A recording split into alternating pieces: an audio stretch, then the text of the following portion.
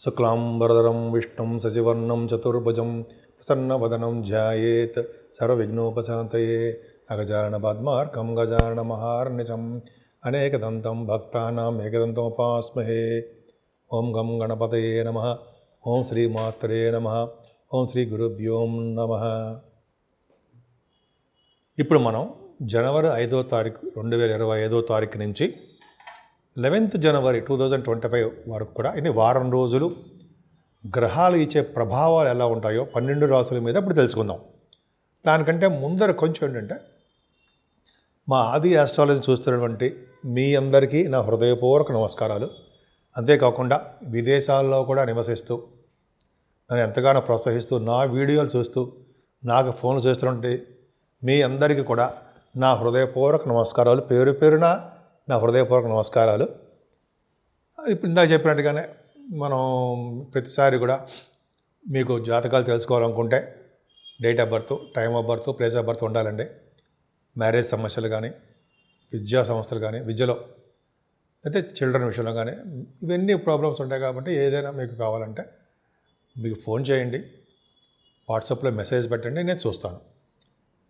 ఇప్పుడు మనం జనవరి 5వ తారీఖు నుంచి 11వ తారీఖు వరకు కూడా ఎలా ఉండబోతుందో ఇప్పుడు తెలుసుకుందాం. మనం సింహరాశి అండి. సింహరాశి వారికి ఆర్థికంగా మీరు ఏమాత్రం ఇబ్బంది పడరు. ఆర్థికంగా అంటే మీకు రావాల్సినటువంటి ధనయోగం మీకు వచ్చి తీరుతుంది. అంటే మీకు రావాల్సిన బాకీలు కానీ, ప్రమోషన్స్ ద్వారా రావాల్సిన డబ్బులు కానీ, అది ఇంక్రిమెంట్స్ కానీ వస్తాయి. కుటుంబాల్లో వృద్ధి కలుగుతూ ఉంటుంది. ఎప్పుడూ వేళపడే భోజనం సుఖంగా, ఆనందంగా, ప్రశాంతంగా ఉంటారు. మనస్సు ప్రశాంతత ఏర్పరచుకుంటుంటారు. ముఖ్యంగా మీరు మీ తల్లిగారి యొక్క ప్రేమను నోచుకుంటారు మీరు. అంతేకాకుండా ఆవిడ యొక్క ఆశీస్సులు ఉండడము, ఆవిడకి ఆరోగ్యం బాగుండడము, అలాగే మీ విద్యలో కూడా బాగా రాణించడము, ముఖ్యంగా ఫైనాన్స్ సంబంధించిన విద్యలో బాగా రాణిస్తారు. ఇంజనీరింగ్ విద్యలో కూడా బాగుంటుంది. మీరు ఏ విద్యలో ఉంటే ఆ విద్యలో బ్రహ్మాండంగా సాధిస్తారంటే విద్యార్థులకి ఉన్నతమైన ప్రమాణం కలిగిన విద్య వస్తుంది. అంతేకాకుండా మీరు బాగా అంటే ప్రయాణాలు చేయవలసి వస్తుందండి. ఇంకా చెప్పాలంటే సంగీతం పట్ల మీకు మక్కువ ఎక్కువగా చూపిస్తుంటారు, అంటే ఇష్టంగా ఉంటారు. అంతేకాకుండా మీకు వ్యవసాయ రంగంలో ఉన్న వాళ్ళకి ఆదాయం బాగుంటుంది అని చెప్పచ్చు. వాహన యోగము, వస్త్ర యోగము మీకు ఎక్కువ ఉన్నాయి. అంతేకాకుండా మీరు రవిబుధుల కాంబినేషన్ బాగుందండి. పంచమ స్థానంలో ఆ రవిబుధులు ఉన్నారంటే మీరు రాష్ట్ర పంచమంలో అంటే పుత్రుడు మీకు పుత్రుడు ఉంటాడండి. అదే దేవుడి యొక్క ప్రభావం వలన, ఆయన యొక్క ఆశీస్సుల వలన మీకు సంతానం మగపిల్లవాడు ఉండడానికి అవకాశం ఉంది. అలాగే మీరు ఇందాక చెప్పినట్టుగా పంచమస్థానం బాగుందంటే ఈ ఫైనాన్స్ సంబంధించిన వాళ్ళకి, ఫైనాన్స్ అండ్ అకౌంట్స్లో ఉన్న వాళ్ళకి అంటే సరే ఆడిటర్స్, చార్ట్ అకౌంటెంట్స్, రవిబుధుల కాంబినేషను వాళ్ళకి బాగుండటము, లాయర్స్కి బాగుండటము, ముఖ్యంగా ఈ ఆస్ట్రాలజర్స్కి అద్భుతమైన ప్రతిభ కనపరుస్తూ వాళ్ళు ముందుకు వెళ్తుండడము, వాక్శుద్ధి, ముఖవర్సస్సు వాళ్ళకి బాగా అట్రాక్షన్గా బాగా ఉండడము. రవిబుధుల కాంబినేషన్ పంచమస్థానంలో బ్రహ్మాండంగా ఉన్నారు. అంతేకాకుండా సినిమా రంగంలో ఉన్న వాళ్ళకి కళారంగం బాగా వృద్ధికరంగా ఉంటుందండి. సంగీత, సాహిత్య, నృత్య కళాకారులకి మంచి యోగవంతమైన కాలం చెప్పచ్చు.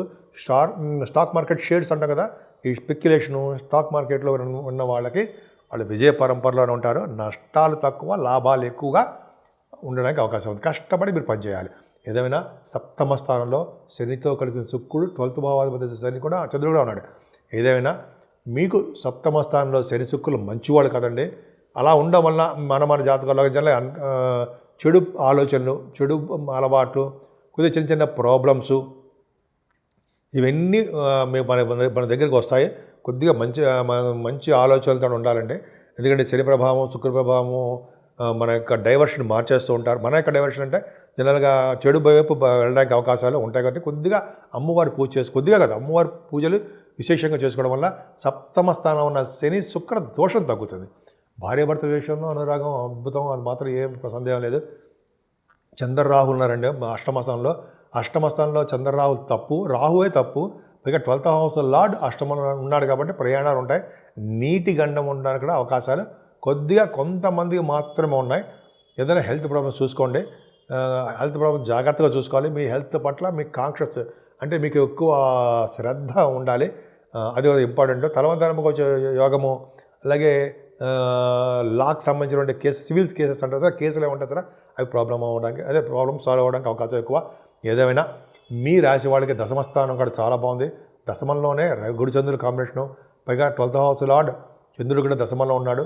10, 11 తారీఖుల్లో చంద్ర గురుడు కాంబినేషన్ వలన మీకు యోగంగానే ఉంటుంది.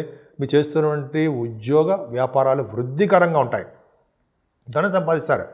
అంతేకాకుండా ఈ దశమంలో గురుడు ఉన్నాడంటే ఈ కొంతమంది ఏమంటామంటే మనం అడ్వకేట్స్, లాయర్స్ అన్నా సరే వాళ్ళకి ముఖ వర్చస్సు కంఠధ్వని బ్రహ్మాండంగా ఉంటుంది. వాళ్ళు బాగా నేమ్ అండ్ ఫేమ్ వస్తుందండి దశమంలో గురుడు అంటే. ఫస్ట్ పాయింట్ వాళ్ళకి, సైంటిస్టులకి. అలాగే గురుడు రెండో దశమంలో ఉన్నాడంటే సైంటిస్టులు కాకుండా మన ఫైనాన్స్ రంగంలో ఉన్న వాళ్ళకి, యాస్ట్రాలజర్స్కి వాళ్ళకి బాగా ఉండడము, అలాగే వేద పండితులకి వాళ్ళకి బాగుండడం మంచి యోగంగా ఉంటుందండి వాళ్ళకి. ముఖ్యంగా బ్యాంకింగ్ రంగంలోనూ, ఫైనాన్స్ రంగంలోనూ, వడ్డీ వ్యాపారస్తులు సరే 9th వడ్డీ వ్యాపారస్తులు పక్క పెడదాం.